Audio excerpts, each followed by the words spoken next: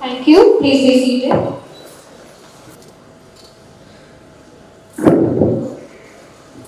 So, good morning everyone. Cotton, the fabric of life, weaving comfort and sustainability into every thread. On behalf of Sardar Vallabhbhai Patel International School of Textiles and Management, it gives me immense pleasure to extend a warm and heartfelt welcome to everyone gathered here for the celebration of World Cotton Day 2025 and the International Conclave on Kasturi Cotton, India's pride in global cotton economy. Cotton, often called the king of textiles, has been an integral part of our civilization for centuries, providing comfort, dignity, and livelihood to millions. Today, we celebrate this humble yet powerful natural fiber. We also come together to explore new frontiers of innovation, quality, and sustainability through Kasturi Cotton, the national brand of Indian cotton. It is indeed an honor to welcome our distinguished guests, eminent panelists, industry leaders, cotton farmers, academicians, researchers, faculty members, students, media friends, and sponsors who have graciously joined us for this special occasion.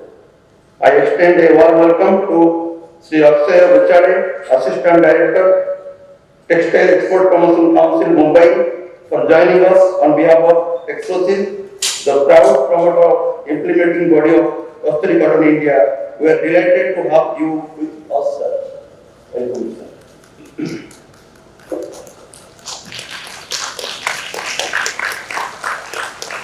So, we could not, our ICF director was about to present, but not came.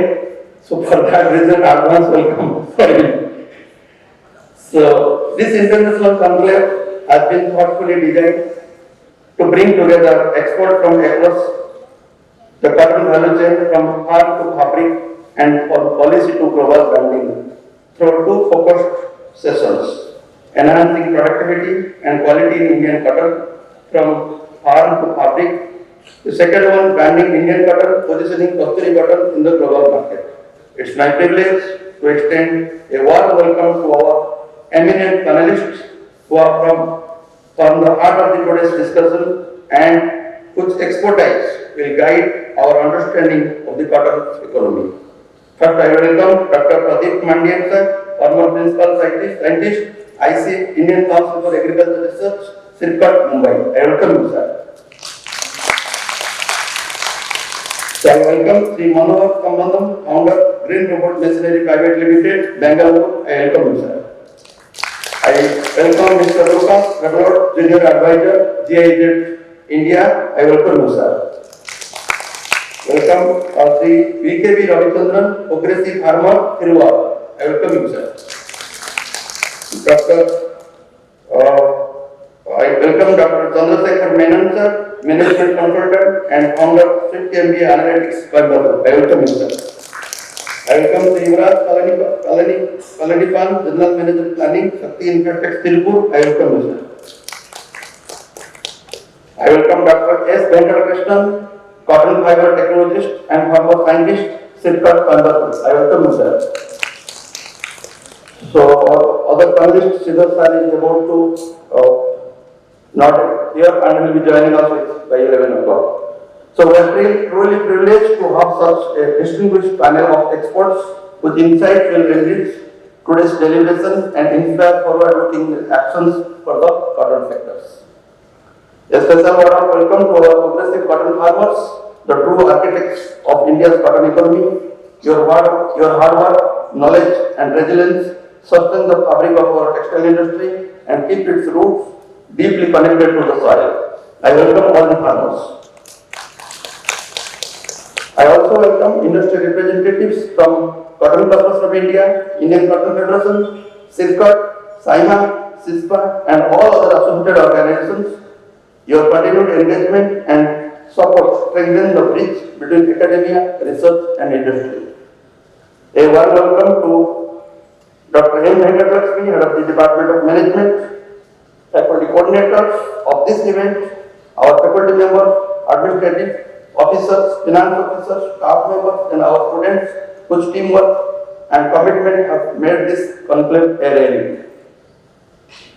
Though our respected director, Dr. Ali Nani, Madam, was not able to join in time enough, she conveys her warm greetings and best wishes for the success of this event. Her continuous encouragement and visionary leadership have been instrumental in guiding SVPISTM's engagement with the textile and cotton ecosystem, connecting policy, practice and purpose.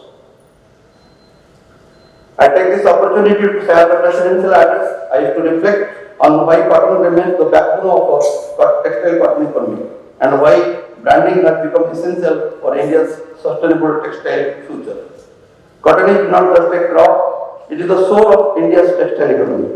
It sustains the livelihood of millions of farmers and fuels one of the world's largest textile value chain, providing employment to millions more in spinning, weaving, garmenting and exports.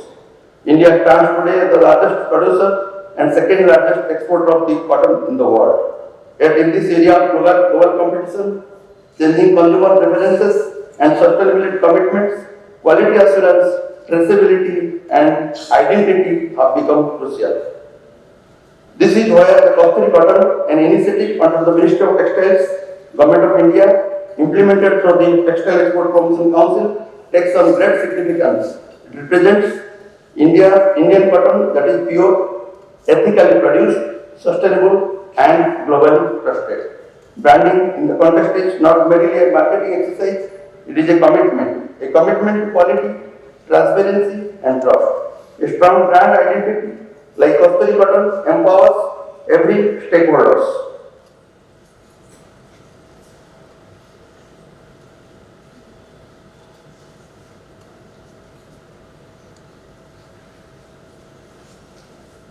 So with this,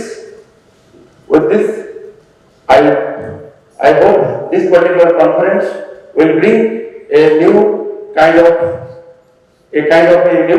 emerging hope where we can make altogether a Kasturi Cotton a successful brand in internationally.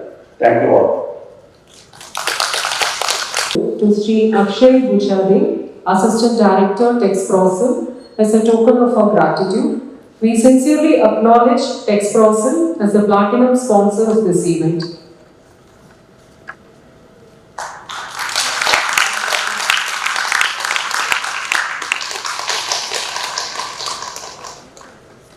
I also request our head of the department,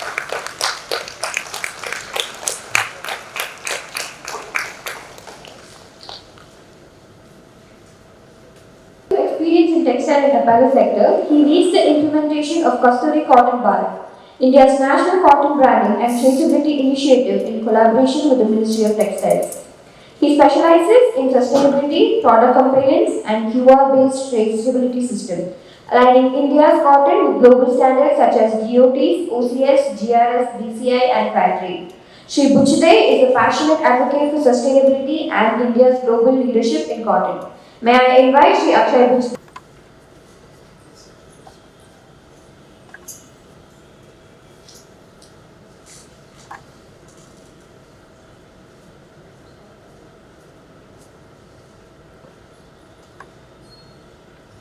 Good morning all, respected dignitaries, distinguished guests, faculty members and dear students.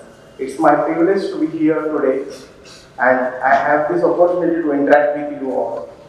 My name is Akshay Bhusude. I am working as the Assistant Director in the Cotton Textile Export Promotion Council, where I am working towards strengthening of Kasturi Cotton Bharat, India's national cotton initiative, branding and traceability.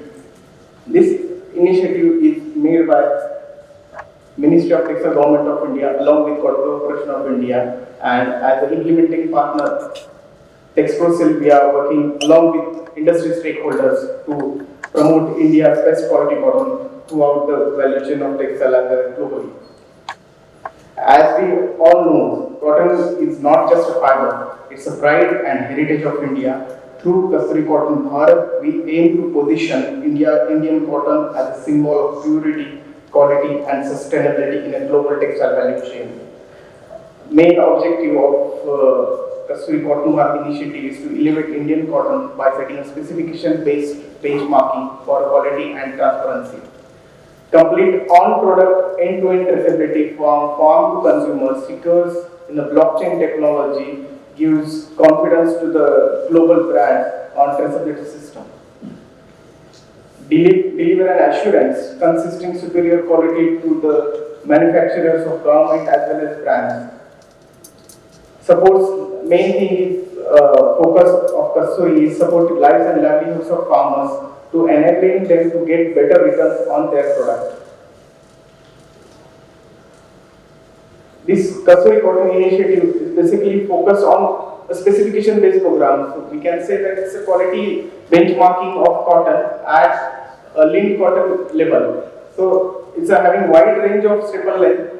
It gives a softer, stronger, more durable products because of its specification-based model. It's having an ingeniously built blockchain-based traceability platform which gives end-to-end traceability from farm to the end product.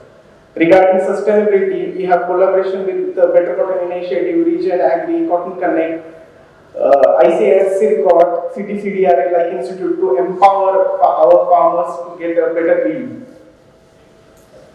In the Kasturi Cotton program, cotton is tested under specification. There are 7 specifications mentioned here, like staple length, wide range of staple length available right from 28 mm to 35 mm. Means long staple to extra long staple, all are covered under this, along with 7 quality parameters like micronear value, which micronear value, RD value, which represents the whiteness of the fiber strength, which gives a more durability of product, uniformity index, trash, and moisture content. So, if cotton is after testing is compliant with this parameter, then only it is certified as a Kasturi cotton. Means not all Indian origin cotton can be certified as a Kasturi, but if it is compliant to these parameters, then only it is certified as a Kasturi. So, how it is get testified?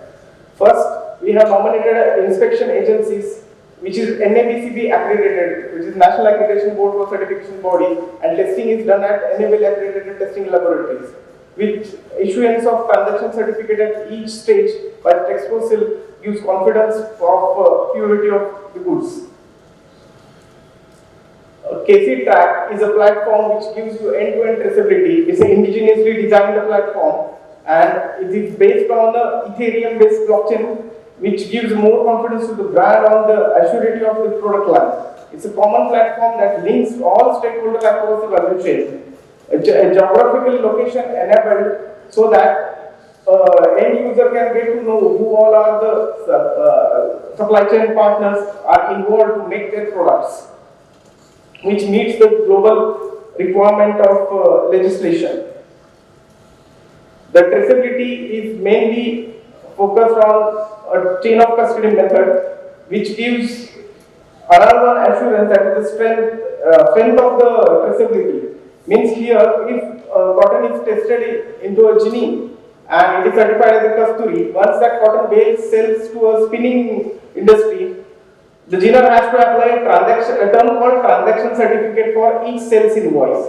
And once spinner is made his yarn out of Kasturi cotton sold to the weaver or knitter, he has to apply transaction certificate for their sales goods. Likewise, it goes to the end till the end of the product of the garment. And we have made a provision to generate a QR code that can be applied during the production of your garments, so that your garment will come to know that from which region of cotton is used, who all are the geners are involved, who all are the spinners, weaver, knitter, processor are involved in this.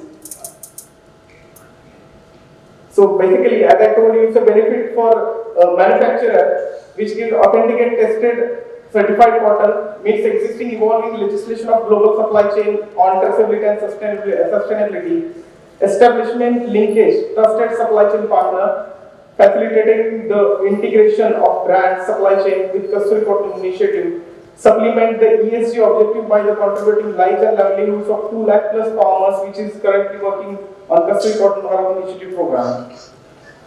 Regarding the support of lives and livelihoods of farmers, Kasturi Cotton collaborates with FPO, Farmer Producing Organization, to enhance awareness among the farmers about the best practices and sustainable farming technique, building Kasturi Cotton sustainability module that aim to directly impact the lives and livelihoods of cotton farmers. Regarding new update on Kasturi Cotton, is we are proud to tell that many brands are adopting a Kasturi Cotton based products in their product line. Like Killer Jeans is they have made almost 50,000 plus shirts made out of Kasturi Cotton. The brands of US Polo and Arrow, group of Arvind Limited, they have made some products. Regarding home furnishing, Arvind, Trident Limited, Wellspun, Indocount Industries, they have made the products and which is available, ready to sell in domestic market. We have some testimonials also regarding Kasturi Cotton product performance from Arvind Mills Limited, that they told that it's 3 times higher tensile strength of yarn and 4 times higher of tearing strength in the finished goods than the normal fabric. I'll just demonstrate a small video of 2 minutes which gives a traceability demo, so that you will get to know how it is captured into a code.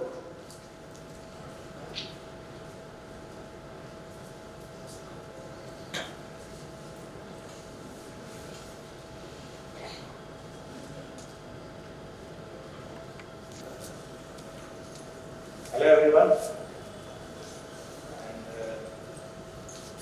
I am very happy to see the gathering of students. In my introduction, actually I have not supplied to them that I have been visiting faculties to many textile institutes in Maharashtra, member of board of studies, and I always feel elated or very happy when I see a large gathering of students, because you are our future. I would like to, at the onset, I would like to tell you that simply don't hear what we are saying. For your dissertation or for your further research, try to get a topic out of it. You may feel little irrelevant that at this stage, just by hearing something you can get some idea, but you are the people who are full of ideas. So with this interaction, definitely you will get some new idea or new avenue of your dissertation or research work. Now today's session is on enhancing productivity and quality in Indian cotton from farm to fabric. This is covering a whole new cotton value chain, which is the known to be a largest value chain in any agri products. So it has been confined to 3 words, farm to fabric, but it has so many intermediates. The relevance of this particular topic is, now it is the time that we have to strengthen our position globally. The Indian cotton is known to attract some discounts because of certain issues which we are going to discuss here. And another thing is productivity. You may be aware that we are the country, we have got a few of the lowest cotton production countries. So though by quantity it is large, but productivity and production per hectare is very, very low. My friends has already been introduced. They are all very august getting here and they are top in their fields.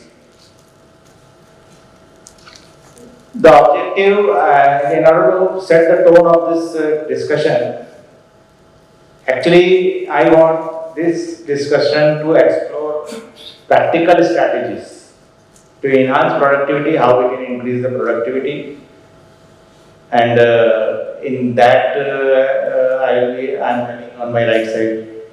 So I already discussed with few points with him. It is going to improve productivity if we are having this particular solution. We'll discuss with that also. And another issue with the Indian cotton is consistent quality. We are notoriously to be told as a community which mixes the different cottons and then we wear it. That is another challenge. So here we will examine the role of technology, testing, branding, collaboration, so that we can make Indian cotton globally competitive. Now, though being we are the largest cultivator, as I said, the productivity is much below the global average.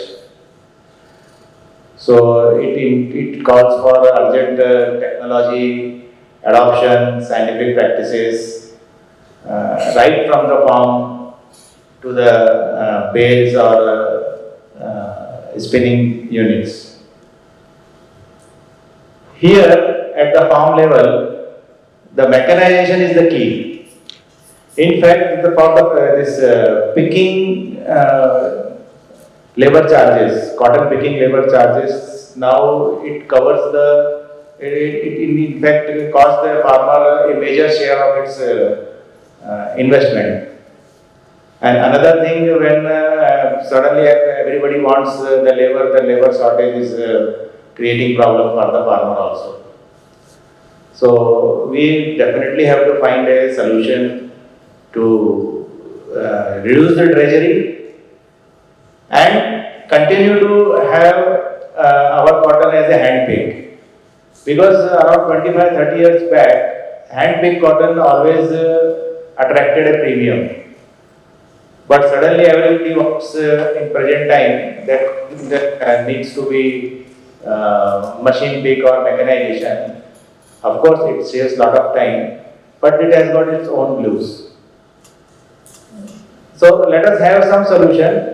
And moreover, mechanization is meant for large farms which we have in other countries, where our farmers are not having that much holding.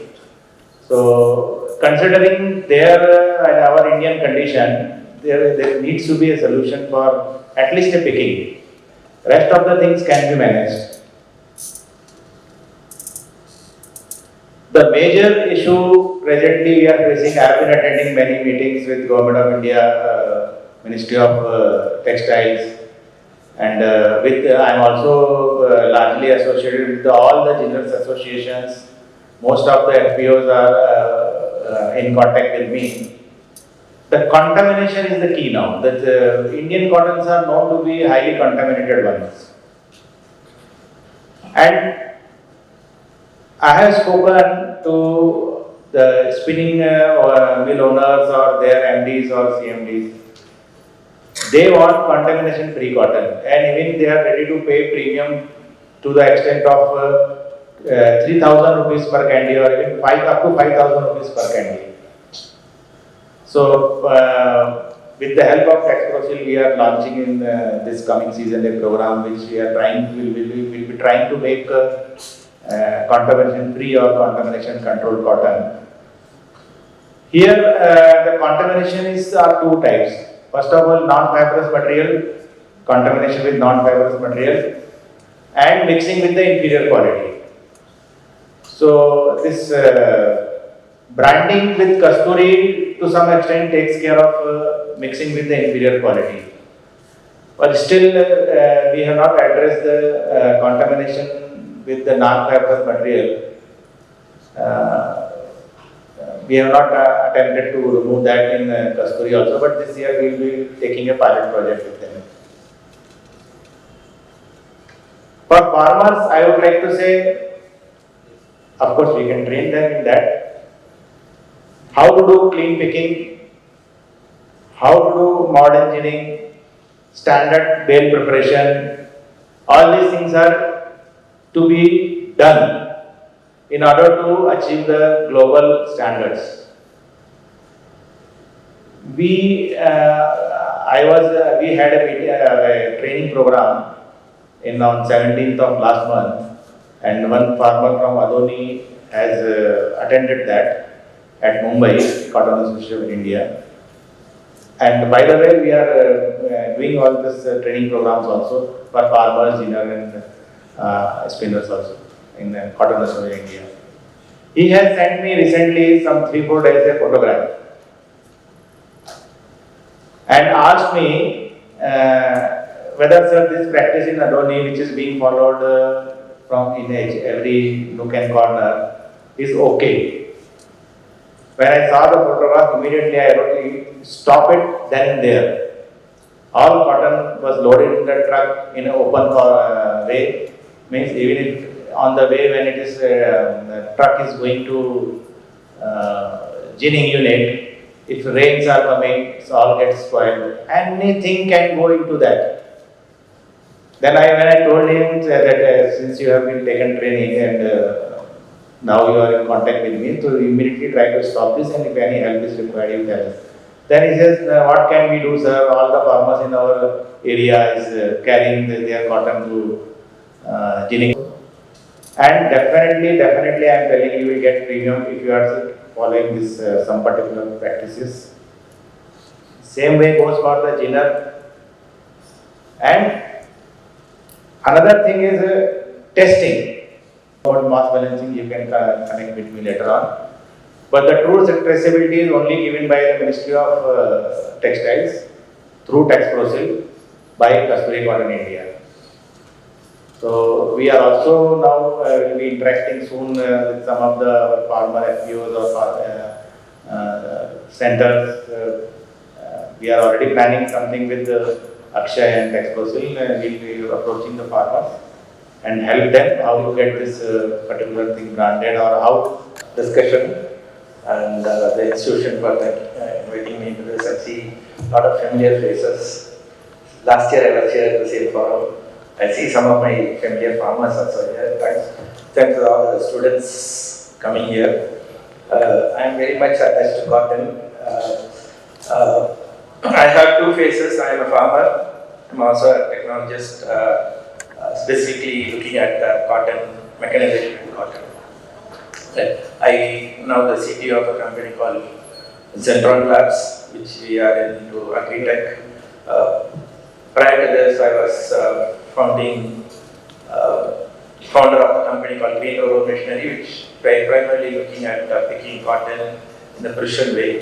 Last year you have seen my videos. I'm not going to show much of the videos today, but let me talk about it in the context of this presentation. The topic is two things: productivity and quality. How to enhance it? That's the topic here. The productivity, and I'm going to represent the farmer side of it, most of the time. And what does the farmer really require? And I also have a little introduction to what's happening in the world in the vertical farming. I'm going to talk a little bit about it. It's something happening now, and if we are not cognizant of it, I think we'll be behind. So that's my concern, and I'm part of that evolution of what's happening in vertical farming. You can see the slides. Yeah, so I have only 3 slides. So, see, the main thing about cotton productivity, I have put it into 4 or 5. I think one is cooperative-based excellence, which Textile member talked about it, and it's all about LPOs. Our director has been promoting this a long time. She had proposed a cluster farming, 44 different cluster farms in the country. She's been proposing it to the government when she was in the CCI, right? I believe cluster farming in the model of Amul has to happen in cotton, otherwise the farmers are never going to get any benefit out of this. We are all farmers, and Mr. V.K. Children has been trying to do this RPO and all kind of things to enhance, to get farmers to the a group so that they can benefit. If the farmers cannot produce, everything else is going to stop, right? All they are doing is filtering what the farmers produce. If the farmers are not going to produce good quality, whereas all you're doing is filtering good, right? It's a great effort. I actually saw very pleasantly surprised when the farmer is also being tracked or coming into the blockchain. I wasn't aware of that at all. It was very surprising for me. It's very pleasantly. So the first point I am going to talk about is cooperative farming. It has to be an FPO. If there is no FPO, and if a lot of the ICF and those members are here who are procurement agencies for a cotton industry, they have to come forward to support these FPOs to produce what it calls quality Kasturi cotton, right? And the standards have been well defined. There is nothing specific open there. 5 parameters. I saw it's now 7 parameters. Last year it was only 5 parameters. Have been added to 7 parameters. We need to have a mechanism to test it at the farm level or at the procurement center. And I don't think we have something very easy to do now. I don't know how we are going to do the traceability at the farmers level. You can only start at the procurement level or probably at the FPO level. We have already talked about the FPO. Dr. Venkatesan is there. He's been talking about building small equipment to test at the farm level or at the FPO level. Unless that is happening, I think we still have to depend on experts who can do the quality assessment, and that I think is not going to be very scalable. Right? We can't have experts in every stage. You might we can dispute or debate about this, but that's my ardent hope that we have missions which can get into at the FPO level, and we can do the assessment so the farmers get immediate benefit of whatever they good quality cotton we do, right? And these kind of missions, Dr. Venkatesan has been talking about, and these are not very costly, but how do we build and deploy it across the country is one major thing. And about productivity, I think we know we are 50% of the world's average. We are around 500 kg lint yield. It's 1,000, right? And CICR has been trying to improve our average yield to 1,000 kg lint yield, right? And by the way, we are the largest land under cotton. 1/3 of the world's land under cotton is in India, but unfortunately we are very low yield. But CICR has a 10-point program to improve the yield, and nothing of that is rocket science. I think rocket science is easy than farm science is not that easy, right? A lot of our farmers are here, right? There are people who get 25 quintal, 15 quintal. In Kaveri Delta, I think an average is 10 to 15 quintal, right? So it's not that farmers in India doesn't know how to produce good quality cotton.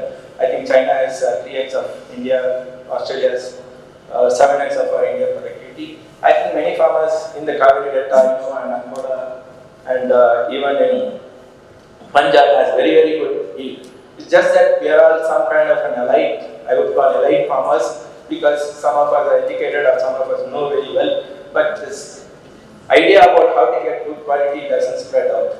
And because of the simple reason the farmers are subsistence living, right? They can't invest or do anything. It's a farmer who has half an acre, 1 acre could not do anything beyond that, just producing cotton.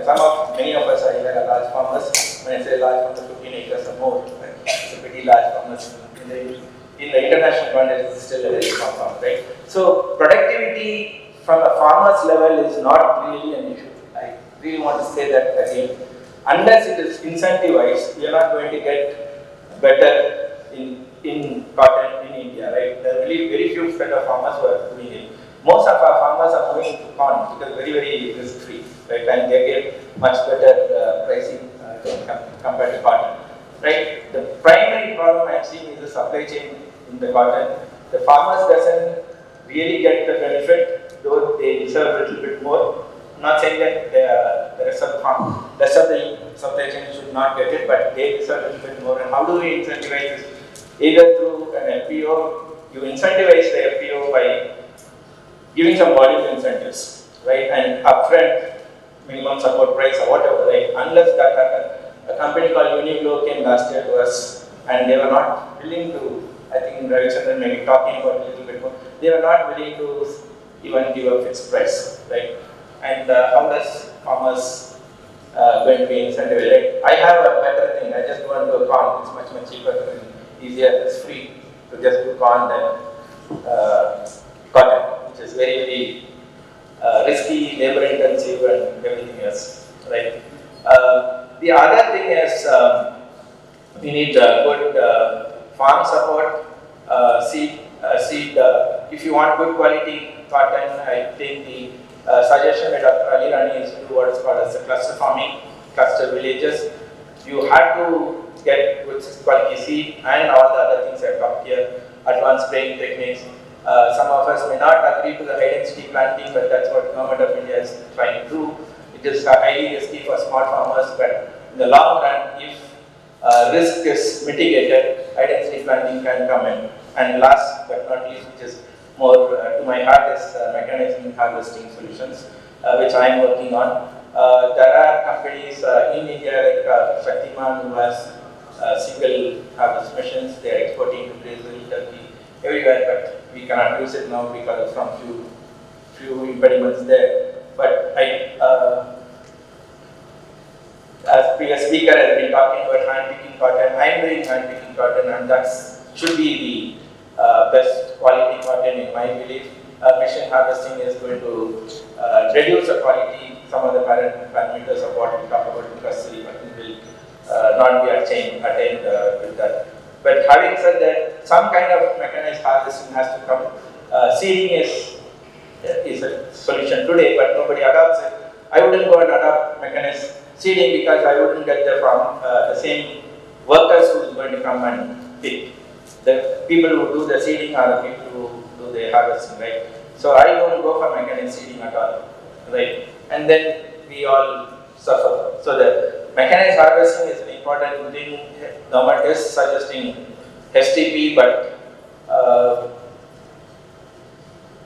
we'll see how it goes. So the other thing I want to talk about is what's happening in the rest of the world, right? If you see this picture here, this is a 2-hectare building. It's a vertical farm growing cotton, and I was there at the farm. They're growing vertical farm. It's a 19 rows cotton farm. I would be still in R&D, but they have 19 rows for salad. They produce one of the best salads in the world. They get 2x of the price of the normal salad. Salad is basically green which we eat, right? They produce the best salad. It's a 2-hectare, and they produce 10 to 15x salad productivity in a normal farm, right? And how do they do it? It's all precision farming. Nothing. You all know about vertical farm and precision farming. It's also LED based lighting. So you can control the sunlight, you can control the water, you can control everything of what you do, right? And these people are getting into what's called as vertical cotton farm, vertical cotton reading. And the fiber length will be very surprising. They're going all the way to 50 mm, right? And they're getting very good quality. And farm, it can be, you can farm anytime the year, right? There is nothing like a season, right? You get the best yield, it's 3x, 4x, 5x yield, what we get, and it's easily mechanizable. Today, I'm I am working with them on more on mechanization things. So this is the way world is going. I think an industry here can put some vertical farm. It's a 2-hectare farm. You can just put it here, and you get probably a 200 hectares yield in this one farm. I'm just talking about a little bit in the future. It's not very long. Maybe in 3 to 5 years, we'll see this kind of thing. Important thing is full automation is possible. From seeding, I have been inside the farm. It is more like a semiconductor plant. That's right.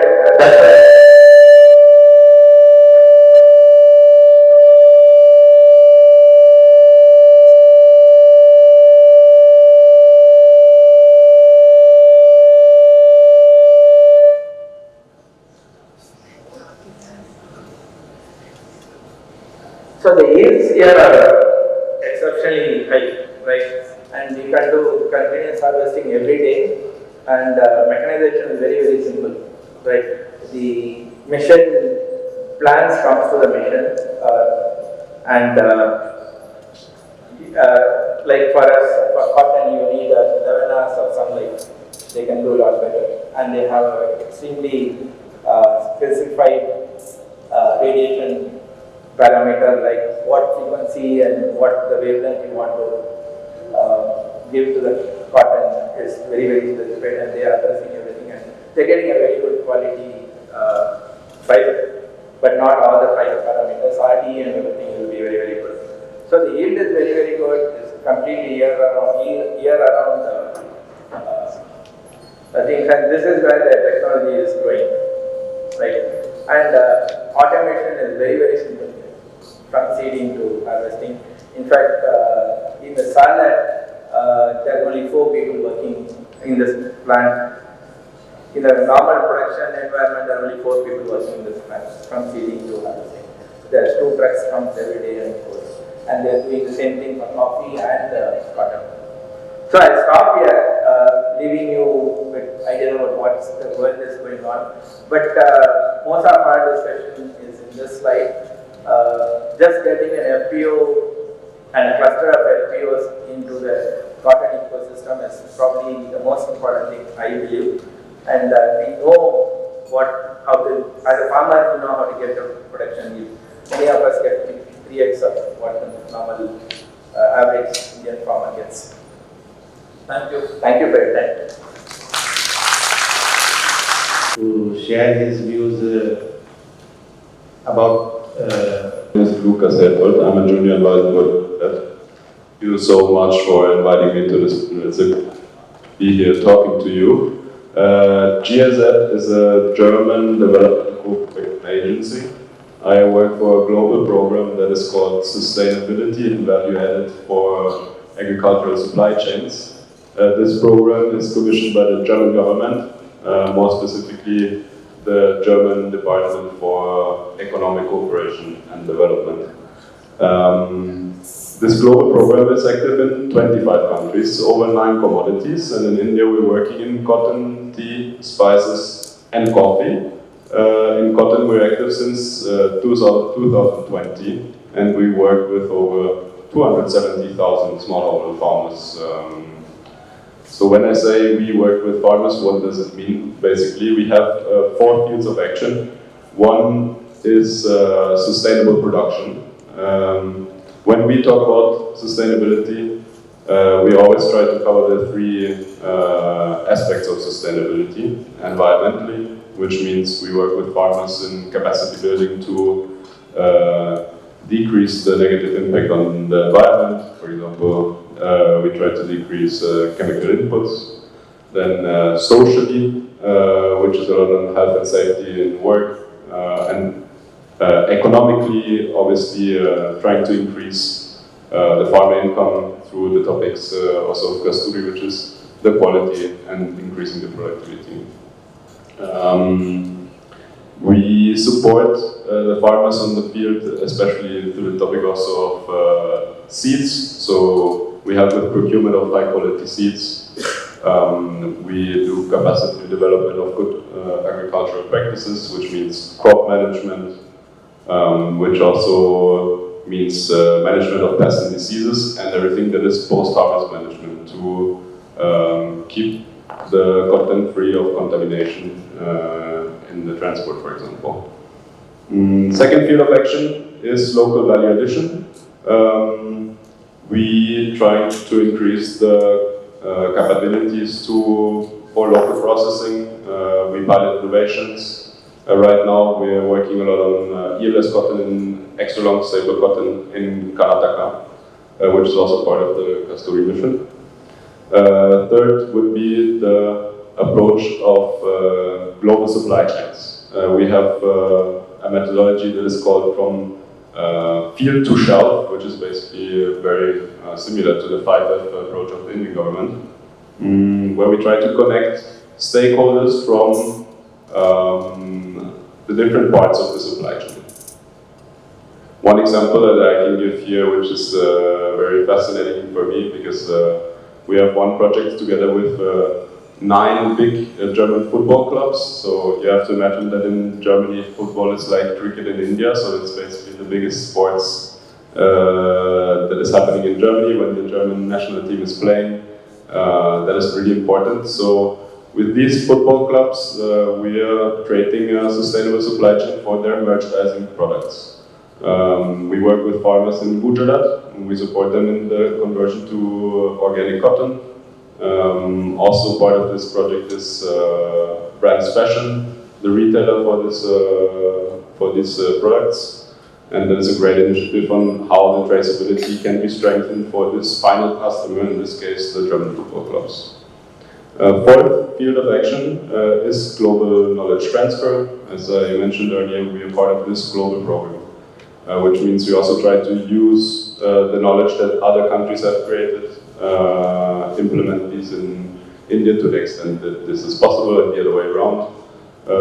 We also connected to other multilateral organizations and research institutes like here, for example. And our political partner is the Ministry of Textiles, where we're in constant exchange. We write recommendations on how the Indian government can use the results of our work on the field and scale up these opportunities. And I think, keeping in mind the time also, that's it for the introduction, and I'm happy to discuss further. Thank you.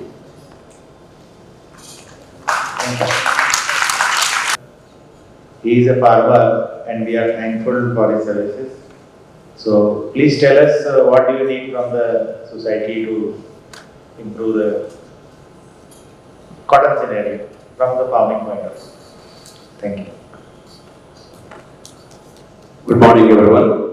On this International Cotton Day, I wish my best wishes for the cotton community. I'm really glad to see some farmers. இங்கே ஒரு 4-5 விவசாயிகள் முகத்தை பார்க்க முடியுது. என்னுடைய ஒரு mirror பார்த்தது மாதிரி இருக்கு. முதற்கொண்டு என்னுடைய வணக்கத்தை தெரிவித்துக் கொள்கிறேன். I wish more number of farmers attended this kind of conference, because at last we the farmers, we are the ones, we are the starting point of this value chain. I wish Sardar Vallabhbhai Patel Institute organizes meetings exclusively for farmers, so that Norman Borlaug used to say, take it to the farmers. So at last, farmers are the foundation of this cotton value chain. And Kasturi cotton is not only about quality and traceability. It is environmentally sustainable and economically viable. Today someone sent a message to me this morning that in 1960 the global textile was 70% cotton, and in 2024 it's 19%. It is really alarming. I do not know the veracity of that particular claim, but nevertheless that is really a great challenge, because so we see polyester fibers are slowly replacing cotton. This is a threat for the entire, whether it is Kasturi cotton or any other cotton, any other branded cotton or any other normal cotton. It is a great challenge because not only about 8 million farmers are dependent on agriculture or on cotton farming, it provides employment for direct and indirect benefit, employment for majority of the farming community in many states like Maharashtra, Gujarat, Tamil Nadu, Telangana, and so on, Karnataka and so on.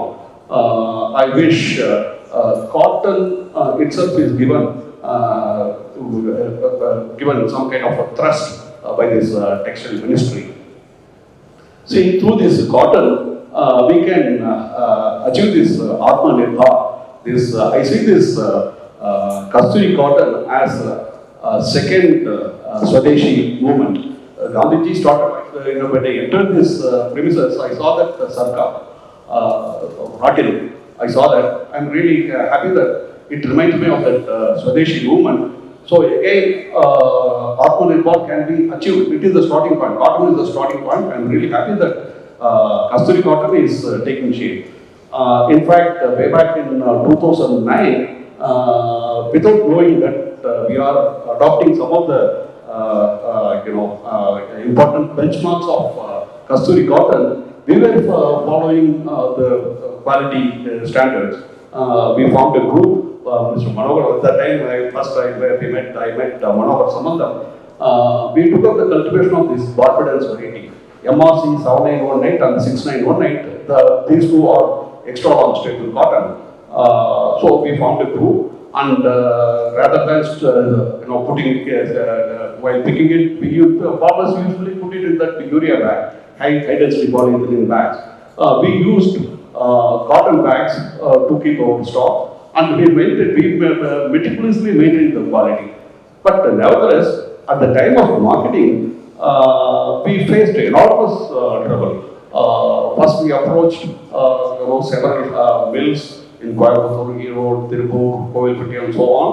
At last, we managed to catch hold of one mill which was prepared to purchase from us directly. But that I don't want to mention the name of the mill, but he was very apprehensive that so better, Mr. Ravichandran, better you come through some middleman. I will send a person as if we are buying through the middleman, not from the farmers directly. So these are some of the pain points in cotton cultivation and for the cotton farmers, because he says, so whatever you produce, so at the time we had about 100 farmers growing in about 500 acres. We had enormous quantity of stock. We maintained excellent quality. The fiber length was 34.2 millimeters. Fiber strength was extremely good, and the micronail was 4.2. Everything was really fantastic.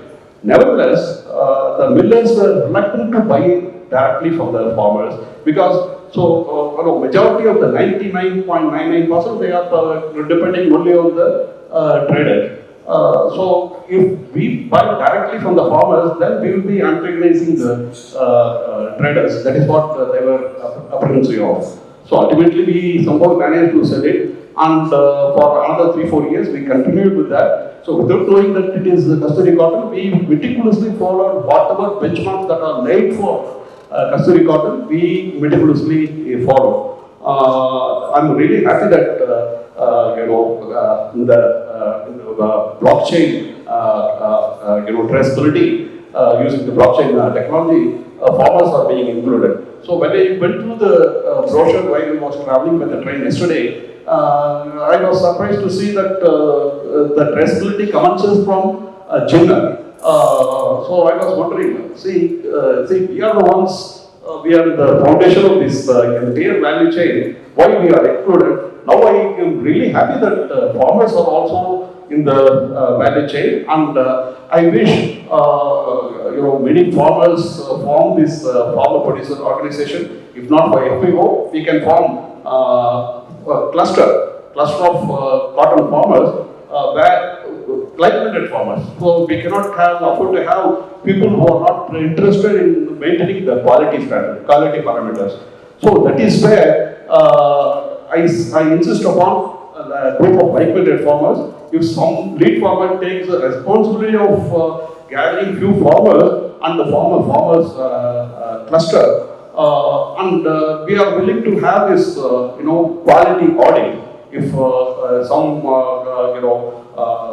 organization does that quality standard, we are prepared to do that. And one big challenge is there are thousands of varieties. So each variety has different staple length, fiber length, fiber strength, and the micronite. I do not know. So if a person in a particular cluster, so many farmers, about 100 farmers, each growing different varieties, having the same, maybe the same, staple length, but with different fiber strength and the fiber fineness, then could it be qualified for Kasturi cotton? That is one question that has been lingering in my mind. And coming back to this environmentally sustainable thing. See, as I said earlier, polyester is slowly replacing cotton. This is a harsh reality we must accept. We have the mandate of having this carbon neutral by 2070. How can we achieve it? Well, this polyester fibers emit about 15 to 25%, 25 kilograms of carbon dioxide equivalent of greenhouse gases, whereas cotton releases just 2 to 3% of the CO2. So I feel the government should give value for environmentally friendly cotton. So it is a natural fiber, and again it is biodegradable, and that plastic particles will not be left in the soil. So these are some of the advantages. I wish someone, I do not know how they are going to take it to the ministry level. I wish. So this is again, I come back to this Trumponomics. So I wish GST is paid for cotton fiber and impose more GST for for the Mano was telling that it is man-made fiber, polyester fiber. So if that is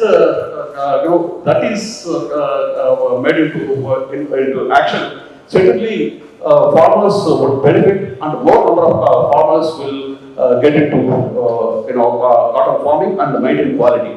Again, coming back to this high density planting, as well as high density sowing, as well as machine picking.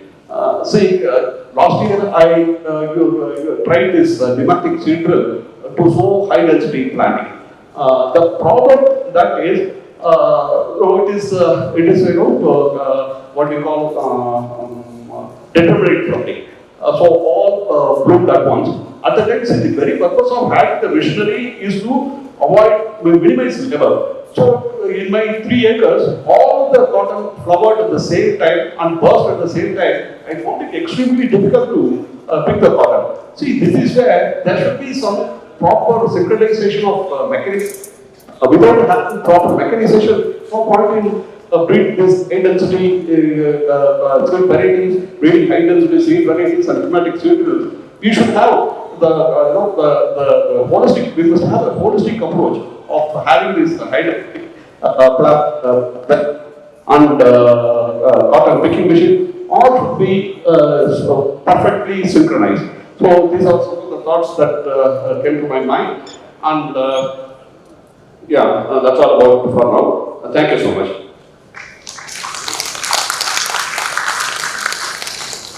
Thank you, sir.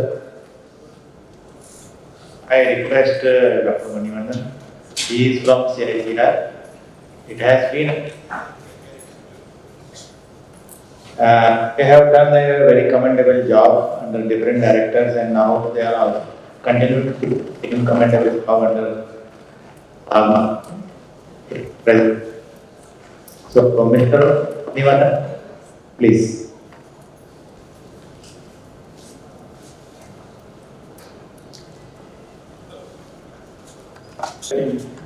So, Good morning everyone on and off the dais. And today is a very important day. So why we have been here? I'm the last panelist. It's like a sole stopper. So I come in. I think most of them covered very well. Just I put a few inputs in my point. So the SAT also takes students into consideration. So accordingly, I'm asking what's the day today? World Cotton Day. What's the theme of this day? Have anyone know? You must know, yeah. It's so close to you than me. So the UN decides every year the theme. So this year theme is the fabric of our lives. See how it's so big to you. So you guys are doing fabric and we are in production side. So this year theme is the fabric of our lives. So like new age fabrics also coming. So whatever it be there, so we are taking cotton at the utmost one. So have anyone knows that how much water needed for producing a t-shirt, a single t-shirt? 3,000 liters. 1,000 liters, no. Yeah, 2,700 liters. It's like around the 3 times a person can use in a year. The person, whatever the activity is doing, so the more than 3 times they are producing a single one t-shirt cost. So you can decide how much it's very complex one using the cotton. Another one, so anyone knows about how much carbon dioxide we are spending to produce a single t-shirt? It's around 11.54. That means 12 kg of carbon dioxide we are emitting to produce a single t-shirt. So if you take, the UN is very serious for producing such huge cost effect. It's more than 3 times of producing a 1 kg of rice. So it's very sensitive one. The entire world is focusing now towards carbon footprint. So in that way, so we are also orienting our research. So towards this. So I come into the theme of the today theme of the enhancing productivity and quality in cotton. The productivity, is there any idea about how much India's productivity?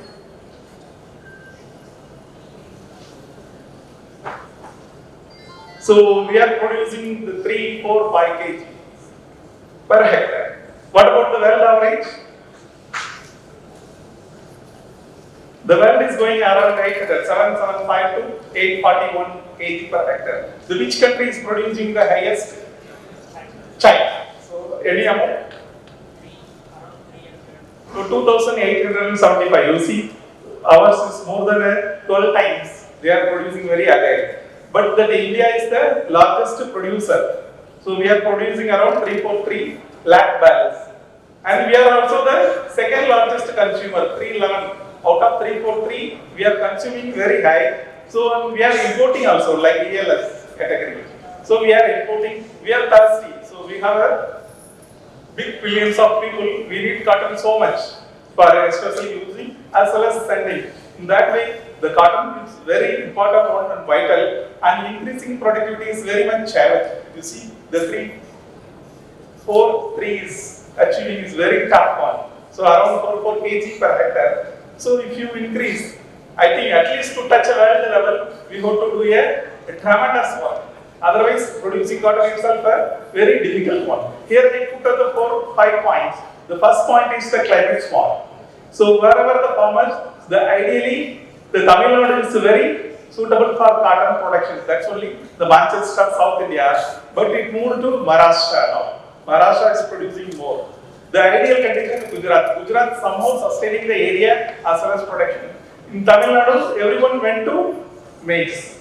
The cotton shifted tremendously to maize. That means the farmers are one that which is attractive and lucrative one. But either it's in a country like China and Brazil, it's not like that. It's a dictator. This province has to produce this cotton variety only. This province has to produce this much of rice only. So, but we cannot do like that. In that case, what we have to do? We have to increase the productivity by maximum. Now, 67% of the area we are going for rainfall.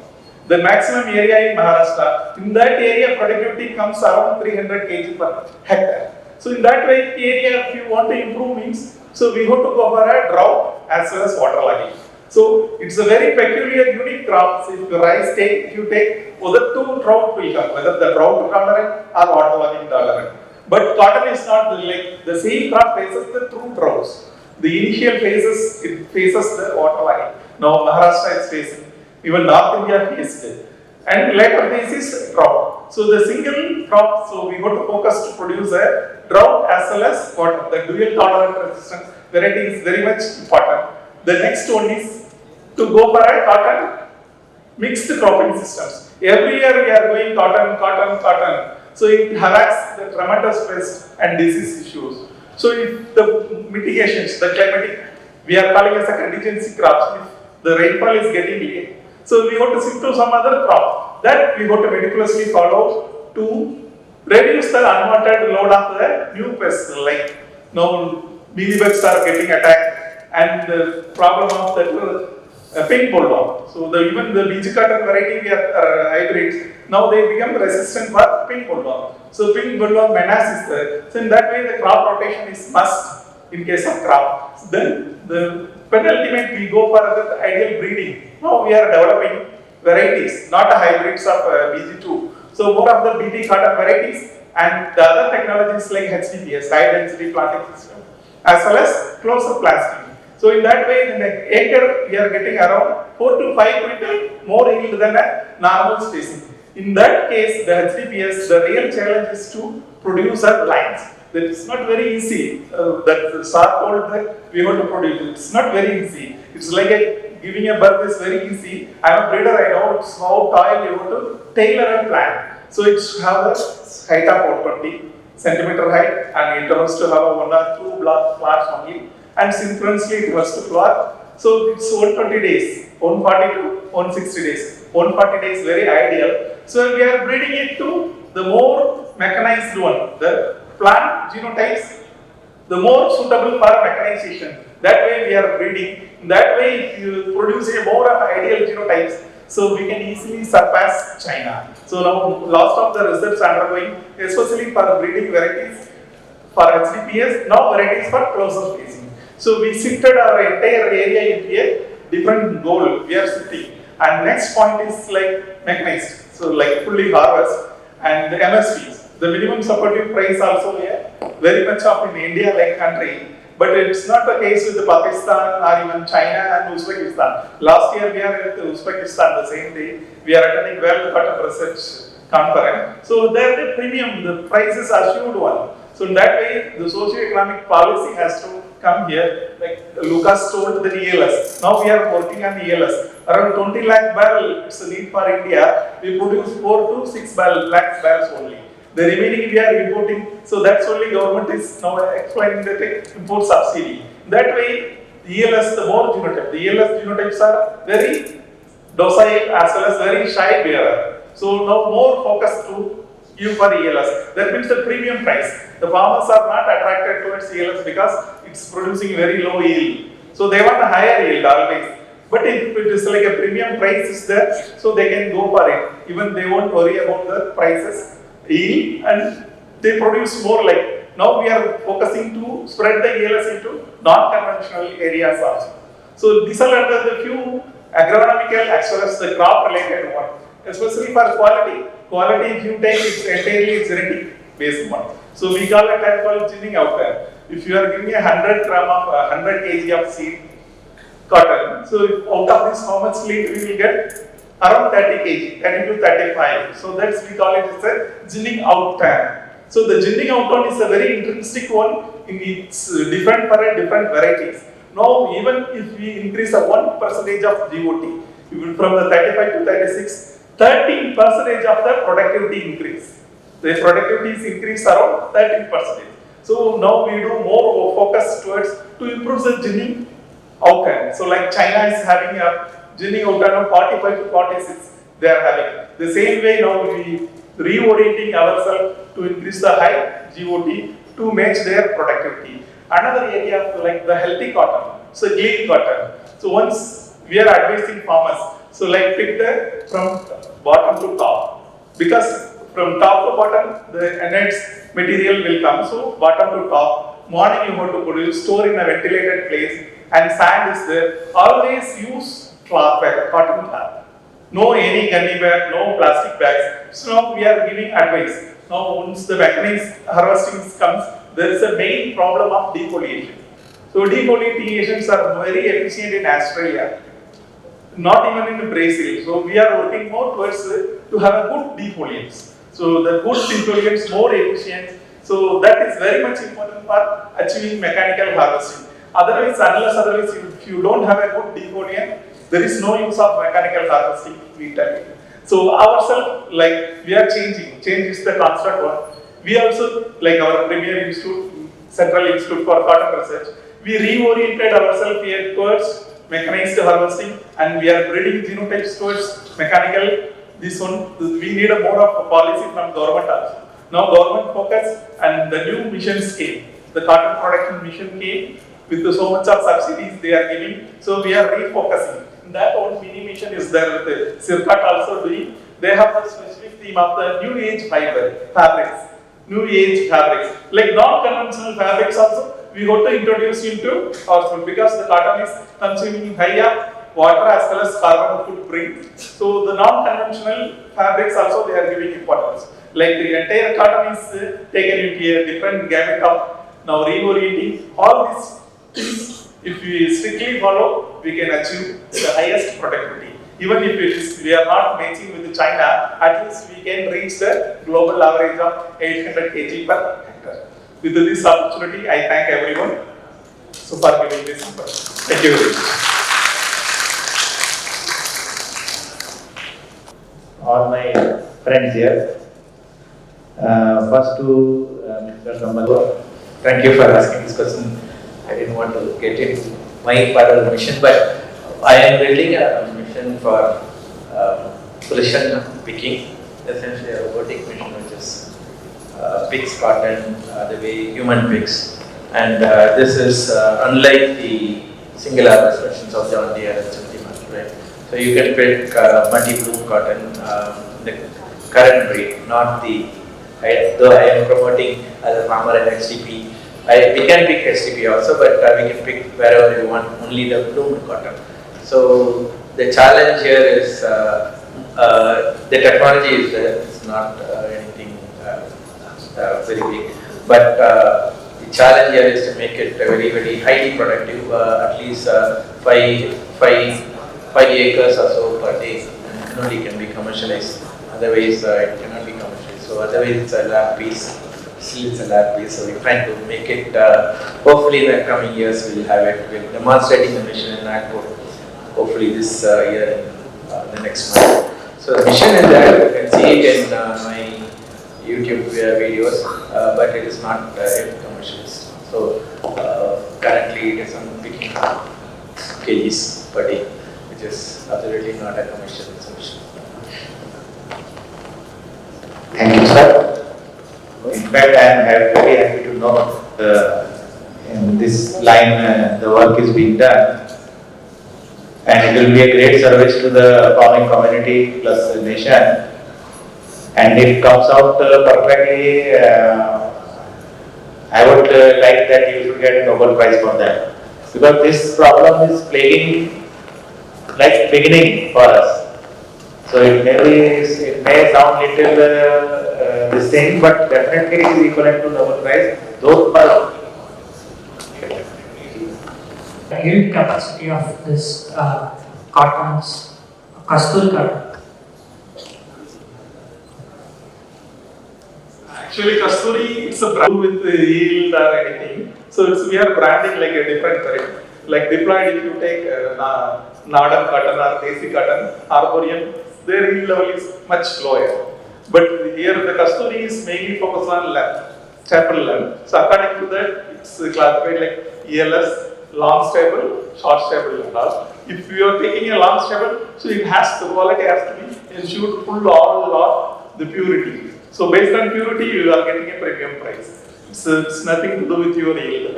It's more of What if the contaminated cotton after that, if any process to do with that contaminated cotton, any other further process? See, containing non-fibrous material in the bales. When it is processed, it gets shattered, means it converts into small pieces. And when the final fabric comes, no, there are the problems like suppose polyethylene or HDPE fibers are there in your lot. So you know, cotton dyeing and HDPE dyeing is altogether different thing. So it may create a specks or even streaks on the fine fabric, and it leads to total rejection of the lots. So this is one of the example. But any scientist, is there any chances to fibers in India itself, because that has been most impressive and I mean, let's say products we can also promote as part of the thing. Like we can pick some farmers and we can produce whatever the property we require itself. Actually, fiber length, strength, and micro layer.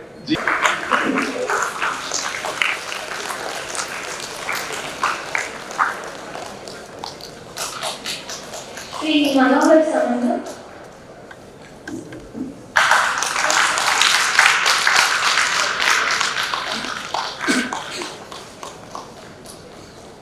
Mr. Lucas Hell.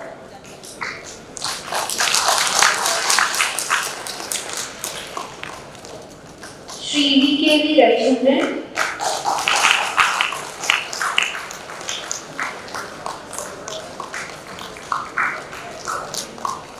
And Dr. A. Mainoli.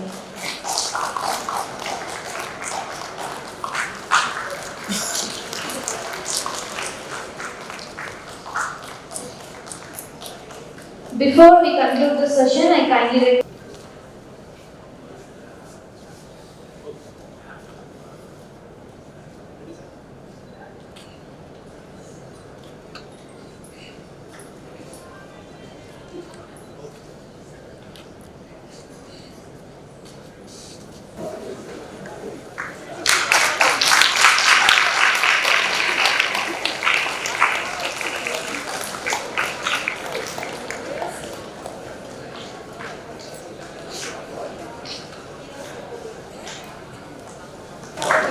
Can we have a big round of applause?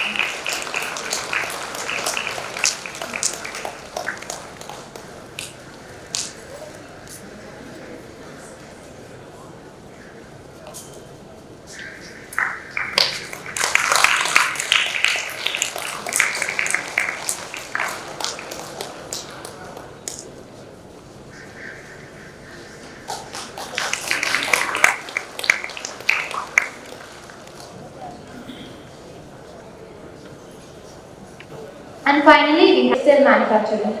He is also a certified strategic life coach and happiness life coach, and regularly speaks on topics including textile and garment industry trends.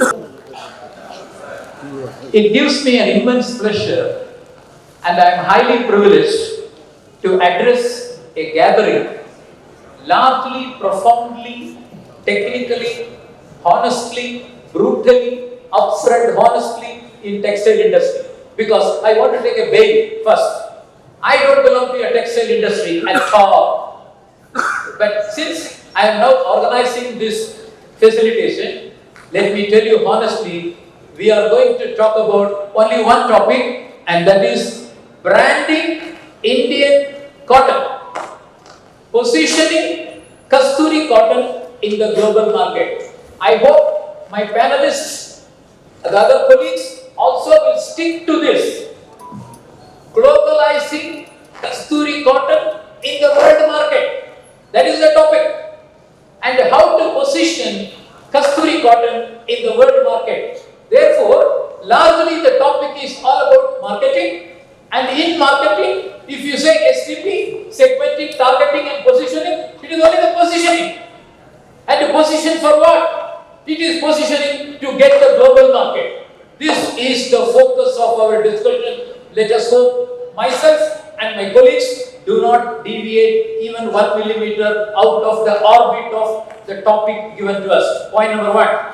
Point number two, let the panelists come out with the topic relevance and the topic context for approximately 3 to 5 minutes individually. Then severally we will take a collective viewpoint and finally we will submit to the audience. This is our viewpoint. And last but not the least, we invite from the audience your own suggestions, recommendations and advice to take it to the next level. Is it okay with you? Excellent. In this direction, please allow me to talk only for 1 minute about the introduction. I was really surprised when I learned Kasturi cotton has got another name. Nobody has so far told that name so far in this conclave. Can I tell you that name? That name is called spiritual fiber. First time I am hearing a name for a fiber as a spiritual fiber. It is not named after by anybody, by Government of India. Government of India says it is a spiritual fiber, number one. Number two, the connotation, the promotion, the headline or the byline for this brand is purer, stronger and anybody from the crowd, purer, stronger and come on, yeah, come on. No, not at all. Not at all. Hello? Hello, it is there in your text. It is there everywhere. It is purer, stronger, finer. Give a big hand. Finer. Hey, this is Kasturi cotton. You may use 100 terminologies to explain this. But finally, everything is boiling down to purer, finer, stronger.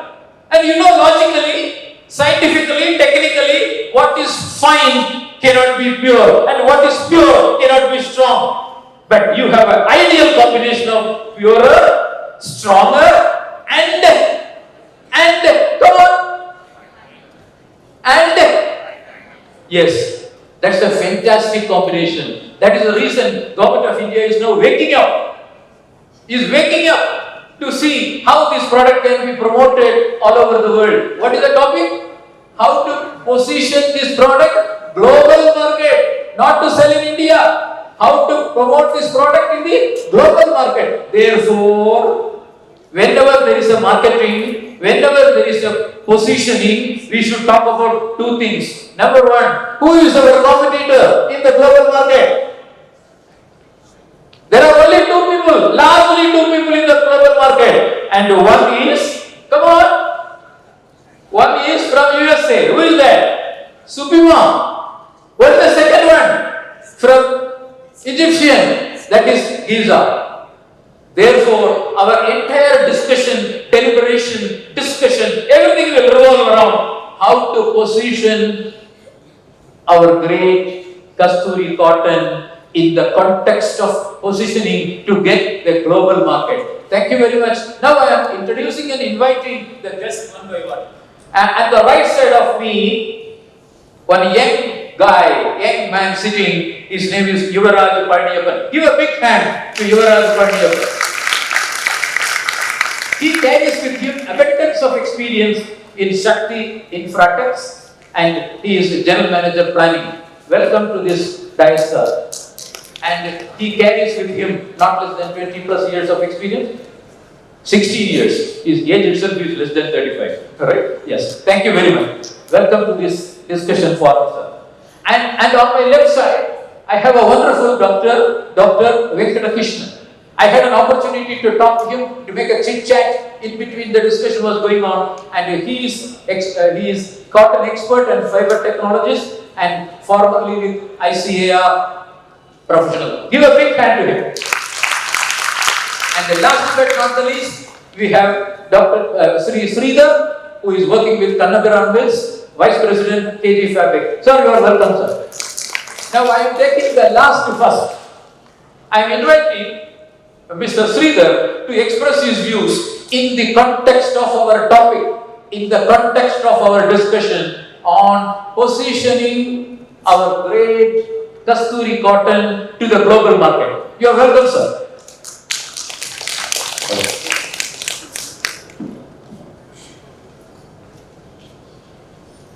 For the wonderful introduction that you have given. Just a minute, I think they're just getting this thing. And as Sir had said, we will stick to the branding aspect of cotton and branding aspect of Kasturi cotton. Certain key data one needs to know before we understand what the market is, who are the competitors, which is the target audience that we are trying to address, and how we need to address this target audience. So my talk will be brief and only giving you a bird's eye view of the entire scenario.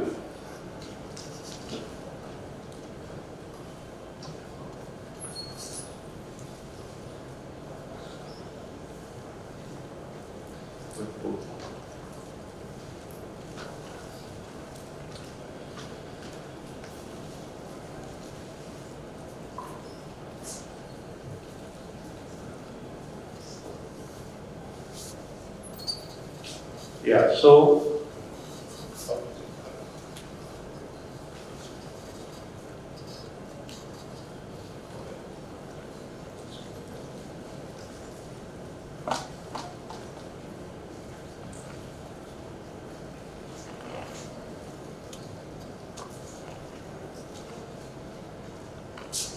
talk about the total cotton fiber in the world market is around 25%. So if you have a global market of 2.12 trillion US dollars, only 25% of this market is cotton.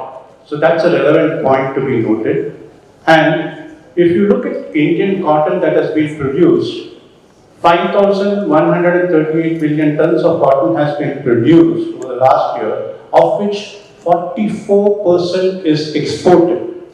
44% is exported either as direct cotton, yarn, fabrics of cotton or made-ups of cotton or apparel made of cotton. And the rest 58%, 56% comes into the domestic market in the form of apparel, made-ups or other industrial use fabrics.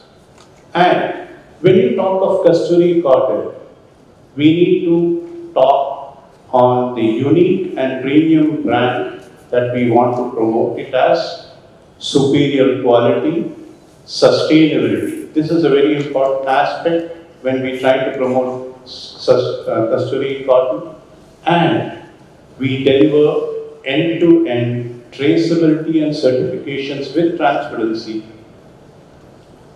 Now let's look at what production has happened over the last 1 year in Kasturi cotton. Out of the total cotton that has been produced, it's only 0.3% of the total cotton produced is Kasturi cotton.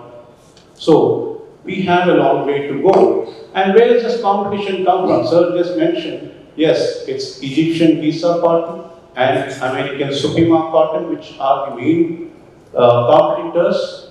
And the spiritual fiber has got the byline, softer, stronger, and purer. It's not finer, it's softer, stronger, and purer. That's the byline. So Kasturi cotton, Bharat, as they say, is a spiritual fiber which we want to promote.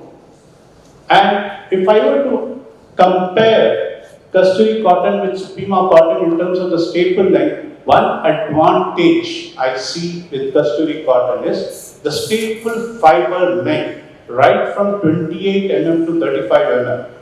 That's Kasturi cotton for you. Supima cotton is 34 mm to 40 mm. Giza is 32, 38 mm. Mostly the extra long staple variety, whereas you could market Kasturi cotton as a premium cotton, sustainable, and positioning it to the, now who do you position it to? Kasturi cotton, you need to promote, build a global brand, premium positioning, first of all with this Make in India authenticity, and you need to promote this brand to ensure that customers see this product. Now what I mean to say is, you should have a pull strategy rather than a push strategy.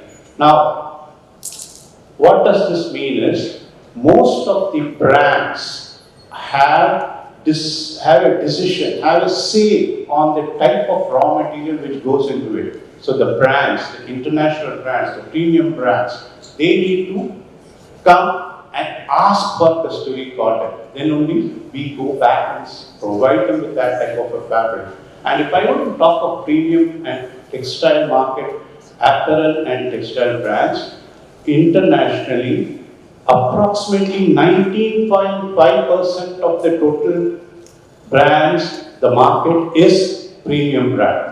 And of this, 0.5% is the sustainable market brand. So we are talking of a very niche market when we talk of Kasturi cotton. The best part of it is, if you look at the international market, if you look at sustainable market, the market is growing at 10 to 20%. And it's one of the fastest growing segments within the apparel and textile industries.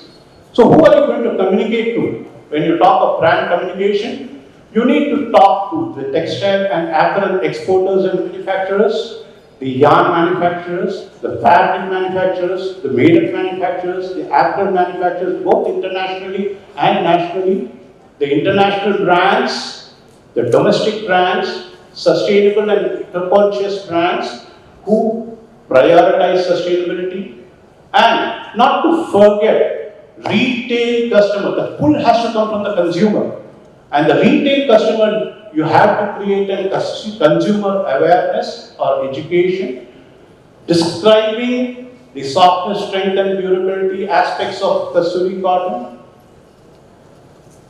Branding also is important, and involving important stakeholders in the entire cotton supply chain, including the ginners, traders and exporters, the farmers and cooperatives adopting these best practices, who definitely get better returns. One could also think of, as a point, exclusive licensing and trademark. Perhaps hand tags could be one solution on all these garments, but most important is, get these pull-oriented strategies so that you could develop Kasturi cotton into a big way. Thank you. That's all I had to say on this brand. Thank you, sir. Thank you, sir. You have made our lives much better. So, condense everything what Mr. Sridhar has precipitated. Let me tell in simple terms. Number one, the USP for Kasturi cotton is the staple length. Correct, sir. Number one, give a big hand to him. The USP for Kasturi cotton is we are going to be in the niche market. Give a big hand to him. The USP for Kasturi cotton is that it is fantastically, the brand name is going to be created by Government of India and the efforts are being made. You know, you should be knowing very well the brand name for the other two, Supima and Giza, is already 20-year-old or 15-year-old, whereas we are going to start only. We have an advantage of starting late because we will not do the same mistake of Supima and Giza, but we can do much better than other. Thank you very much for condensing and precipitating a very solid focus points on promoting this and positioning this to the international level. Kudos to him. Give a big hand to him. Sir, can I invite Dr. Venkatakrishnan? Yes, sir. Sir, though I don't have any experience in textile, the three people put together, they have more than 100 years of experience. They are my strength today. Give a big hand.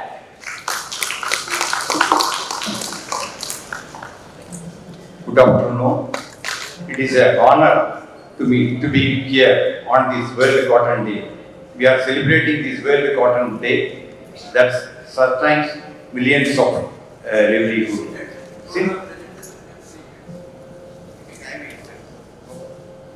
Since he has given restriction only the positioning of our Kasturi cotton with Supima cotton. Actually, I am going to compare why we are doing branding. Why we are branding means branding assures quality, consistency and ideal brand identification it creates.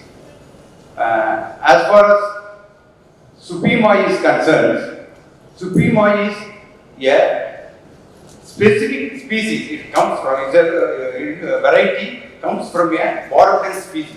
So Supima is species specific and also region specific, and it is mainly the 93% of the Supima cotton is cultivated from California regions. That is why in the global, because of its superior quality, because of these concentrated regions, because in our India we are releasing cotton for a specific regions. If we cultivate cotton on the specific region, on the particular variety, then only we will get the potential, right? Potential of this particular variety. But whereas in our Kasturi cotton, there is no specific variety or species has been mentioned. Here, Pima is a borderland species and cultivated only particularly from California region. 93% is cultivated from California and 3% from Arizona and 2% Mexico and Texas. So mainly it comes from a particular region because of this climate and all. Because the physical properties of the cotton comes from these structural properties. Because the cellulose deposition depends on the climate and the variety, depends on the variety and the climatic conditions. So here we are covering all the species of cotton has been brought into, well, that is the lacuna of our Kasturi cotton. Because if we are only specifying the quality characteristics, not covering the species. Because species is very much important. Because even Hirsutum cottons also will come under extra long stable category. Some, if Hirsutum species like some Surabhi or other cottons, if we cultivate it in the proper regions, we will get extra long stable category quality we can achieve. So it is very essential. We have to mention the species. For example, they are given for extra long stable cotton the micronutrient value from 3.2 to 4. For example, one farmer is cultivating a LCU5 cotton and they are bringing 33 millimeter and another person is cultivating a interspecific variable or borderlands variety and they are getting micronutrient value of 3.2. That is a lot of difference. If you accept as a Kasturi cotton for 3.2 mic value, the 3.2 mic value is good for a borderlands variety. But if it is a 3.2 for a Hirsutum species like Surabhi and all, it is highly immature. So, species specification is required in this category classification benchmark. We have to mention Kasturi, Hirsutum ELS, Kasturi, borderlands ELS. Then only we can distinguish. Because if we accept only simply on the fiber quality micronutrient value, when we dye, the dye absorption will differ. For actually the crystallinity and crystalline size is different for the two different species. So the absorption will be more if the amorphous region is there, and crystalline region will hold the dye. When we wash it, more amorphous, dye will go off. So there will be a shade variation. So it is, we have to mention species specific and region specific is an important one. And another thing, in the quality characteristics benchmark of Kasturi, they have mentioned the upper half wheel length, uniformity index and everything. And regarding, they have told you our cotton is bright. Bright means they have mentioned only RD value they have included. RD value alone, it cannot determine the color of the cotton. You can USDA, they are taking RD and plus B and they are arriving the color of the cotton, grade of the cotton. That is good middling, stiff middling and all. That is 1, 1, 1, 2, 2, 1, 2, 2 and all. The 1 indicates the gray scale, brightness and dullness. And plus B indicates, the second character indicates the yellowness of the cotton. If you see, most of the Supreme cotton, what you know, the bottoms will be somewhat yellowish compared to the hirsutum species and all. So, for this one, color of the cotton, they have to include the plus B character or grade of the cotton, stick middling and all. That grade is a must for grading cotton. And another thing, our availability, this cotton is 1% only. Actually, even Suprema cotton availability is 1% of the total applied cotton production in the US. Similarly, the price is also very high compared to our Indian cotton because of this procedure, and they are highly computerized GPS and artificial intelligence. Everything they are included in this cotton. And another thing, the Suprema cotton is tested in a USDA classing center. There, all the testing machines are of uniform makes. But whereas here in Kasturi cotton, we are testing in NAVL accredited laboratories. In India, NAVL, both accredited laboratories are having different manufacturing instruments. The makes are different. So that difference will come into picture. But in USDA, they are not. And another thing, in Pakistan and all, their classing center, they are having this physical classing for kapas as well as lint. We don't have a physical class for our Indian cotton, Kasturi cotton. We should have grade for kapas as well as lint. Because cotton, if the Jinner wanted to procure cotton based on these physical standards. So, in India, we have to create classing center in different cotton growing regions, south, central and north. So, the main, they will test the uniform machinery, we will get that testing assurance we will get from this classing center. And every year in Pakistan, whatever the variety develop and all, they are creating a physical standards every year for each and every variety and from different region. That physical standard is available. So in the classing center, we have to make available the physical standards for each and every variety and different regions. That actually should be supplied to the Jinner and all, so that the Jinner will see the grades and they will procure accordingly the cotton from the farmers. So that type of thing is lacking in our things. And our advantage is we are having we can produce, because the US Pima cotton price is around $4.5 to $5.5 per kg. But in our India, we can produce this equivalent quality cotton with less price. That is advantages, and we can create more because of region, different region we can cultivate and we can produce more quantity. That is our advantage. Thank you. As compared to your US based or Egyptian based cotton. Number one. Number two is this, it is not only the species mix but also Bonjour, bienvenue. Good afternoon to everyone. So, in the French word. And this is a truly international conclave, and welcoming Lucas from Alemang, Germany, again. And thanks everyone joining us today.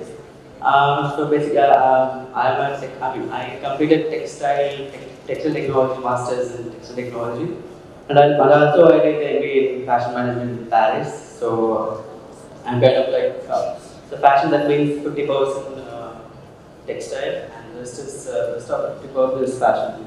Like so, when you cover up our institute gives you both impact, because it is also covering textile and also covering the branding kind of thing. And even today, I mean, they covered it very well. So they also they start from the root, from the farmers to the fashion. I mean, the first session was entirely textile, and the second session entirely branding impact. So I was a buyer in France, which was 3 years. So I had a different expectation. I have overview of the demand of the cotton in the international market actually. And I also seen the brands, luxury brands, how they do the marketing, because in France they have the culture of conducting fashion shows, and they create it and they sell it. So the same way it happens here for Kasturi cotton. It's a name is Kasturi, and we are recreated name. And how do we add the value to it? So that means that value comes with the quality. So that quality sell and satisfy the customers. So this is what the branding. So this is what we are going to discuss about, like how we are going to do that actually. So who are our target audience actually? So basically, all the manufacturers are our target audience, and the top brands are our target audience. And I also think from different aspects, because we're not only going to sell Kasturi cotton, and we're going to create a product from Kasturi cotton, and we'll tell the world what benefits they are getting from this brand and this cotton. And when we do this kind of marketing, so the product sells more. That means that we are proving what we made actually. And moreover to it, we should have international selling point, so that showcases our product, and also it is reaching all the target audience and also consumers. And through the consumers, they can be able to share the product and the values of it and the benefits of the product, so that the brand runs automatically. So, and this is something 2 point I want to highlight. So we all talk about Supima, Pima, and other cotton. There's one more exists, Australian cotton. The one is the biggest one of all, which is having more fiber length, which is island cotton, which is which is having more than 50 mm fiber length, and it is available it is available in the island itself and close to the US. And moreover, we can think about it and do more research about it. And so in Kasturi cotton, we already defined it, because the fiber length is from 28 mm to 35 mm. Within this region, we have a lot of we can able to improve the quality in many terms. For example, we can promote the CO2 dye. So, for example, as a brand, they want a dye consistency. So, with that consistency, we get two things. One, we get dye consistency using Kasturi cotton. Second thing is we can able to reduce the consumption of the water. So, as Sardar told, we are using 2,700 liters per t-shirt. With CO2 dyeing, we can limit it. As it is dyeing stage, we can limit it to half of it, because most of the consumption goes to dyeing as well. Of course, in the cultivation part as well. And one more thing I'll share. I was part of Premier Vision in Patel, which is whatever happens innovation in the fabric and fiber, that are really showcasing, and all the that's when the buyers come and see what input they can take from.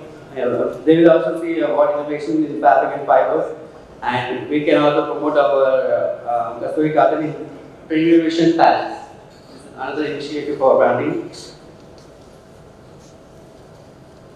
And on by a point, I mean there are two other things, CSR, so consumer social responsibility, and already we have said like so. Already buyer is carrying over our farmers, which is the farmers paid fairly.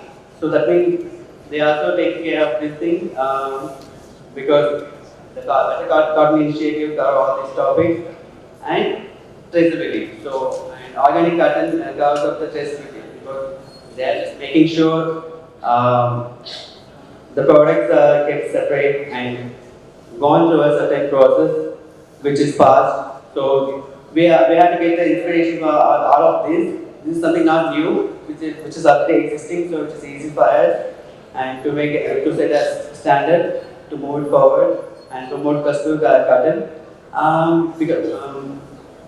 So already Pima and Supima, which already they started a brand, and this is a big opportunity. We don't have any competition in India because only for those Supima and Supima for luxury products, and we already don't have much competition. Only the thing is not traditional to traditional thing. So we are setting a standard for traditional thing for custody cotton. And when we need to be successful in this, we need to make a unbreakable system which cannot cause any process, so that we to get the obtain the quality. So this is all my point of view. Thank you. Thank you. So most of the cotton varieties that we have, they are indeterminate. They bloom multiple times. Each time, the first, second, and third flush, the fiber quality will be better than the fourth, sixth one. We used to maintain retooling. So would the cotton picked at a later stage, would it be treated at par with the first and second flush? That is question number one. We'll go one by one, sir. Yeah. Okay, can anybody answer this? Asking first picking and second picking? Yeah. And later also we used to later picking and all. Yeah. So definitely the difference is there from first picking to second picking and all. Because the first picking quality will be far better than the second picking. Because we in our World Bank project, National Agricultural Innovation Project, we have separately picked first picking cotton and processed fabric, yarn and fabric out of that, and from second and pulled material also we have processed. Dr. Madhyan knows very well. There is a lot of difference. But generally, nowadays in North India and all, they are picking together. If synchronized busting is there, then we can get all in one. But varieties are having now not as synchronized busting. So one or two picking is generally they are doing and pulling that fiber.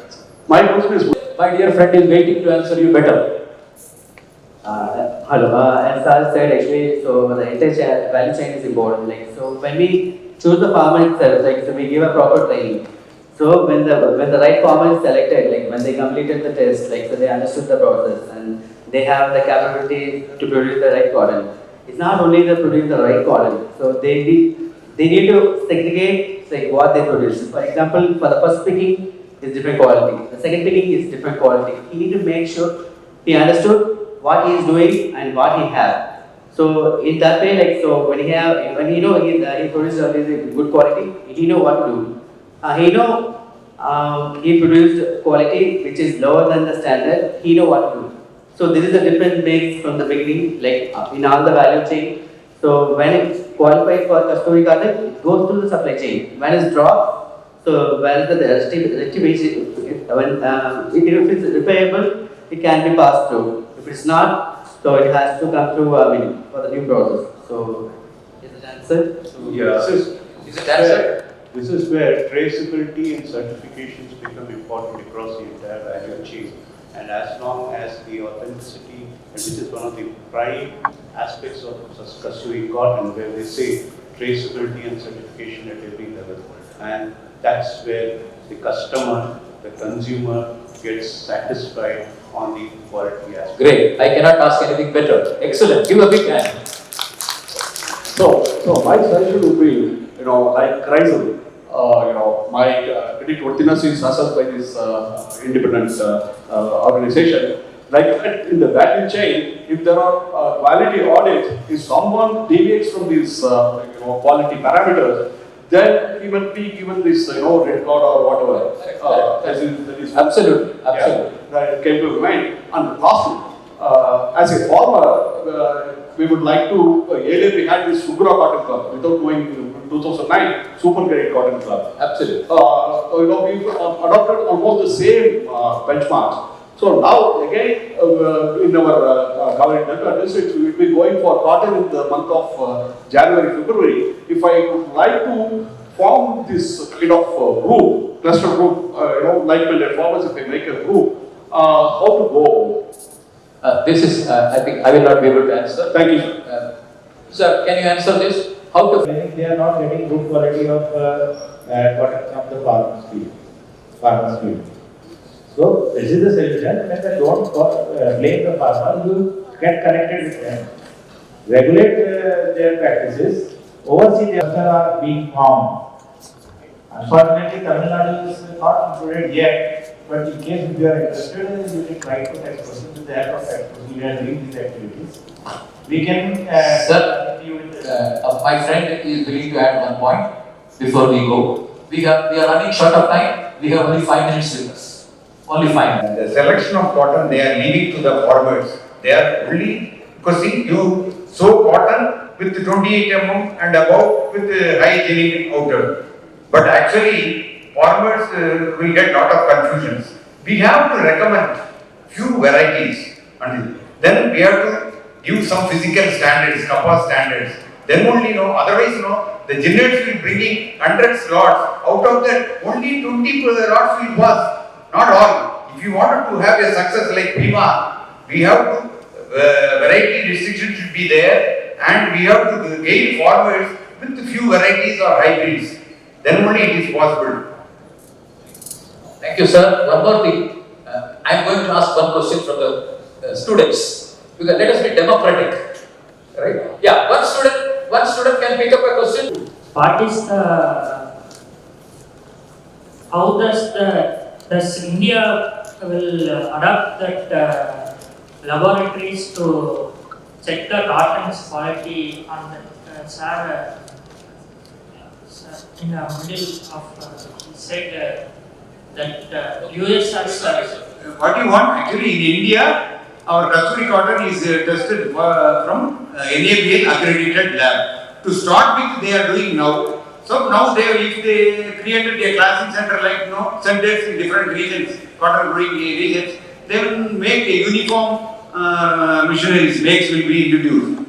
Now they are testing in different lab. What is your question? Sir, you said that in US that uniform machines are being No. In US, there are USDA classing centers are there.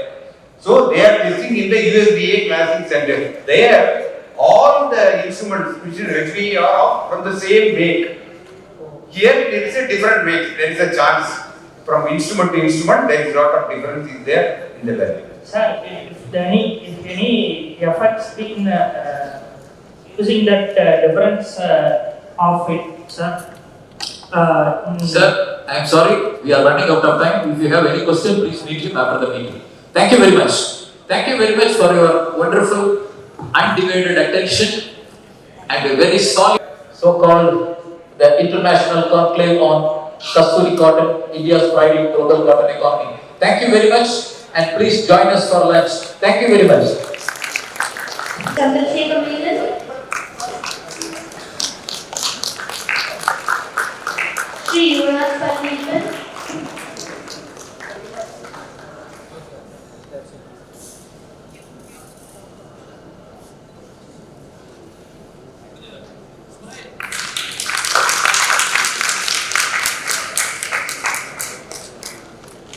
Dr. S. Venkatrakrishnan.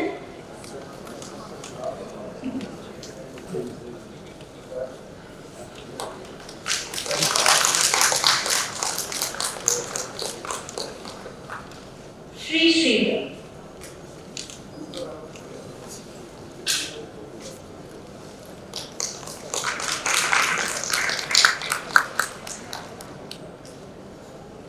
I request the dignitaries to join us for a group photo.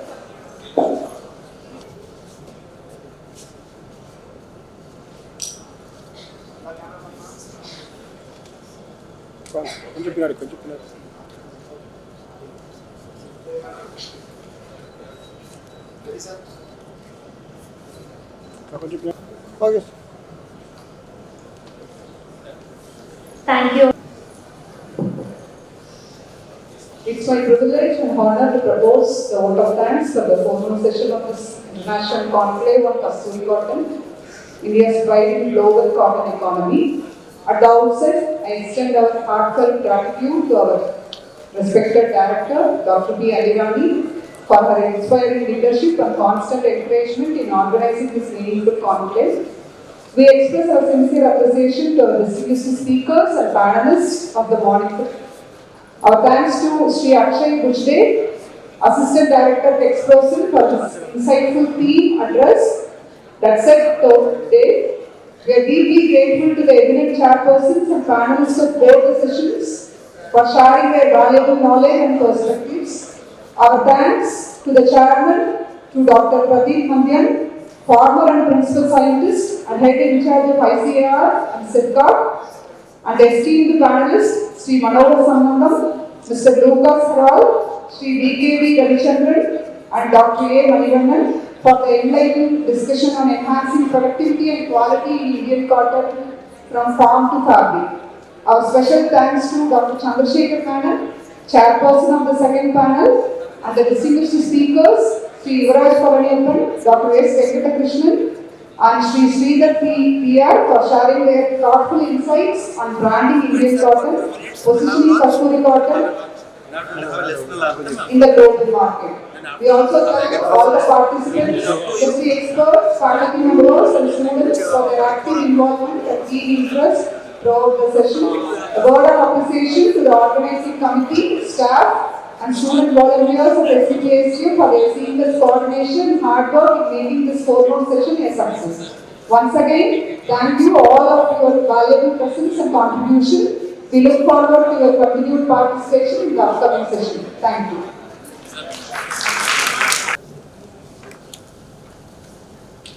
Orijit, you can sing now. So we'll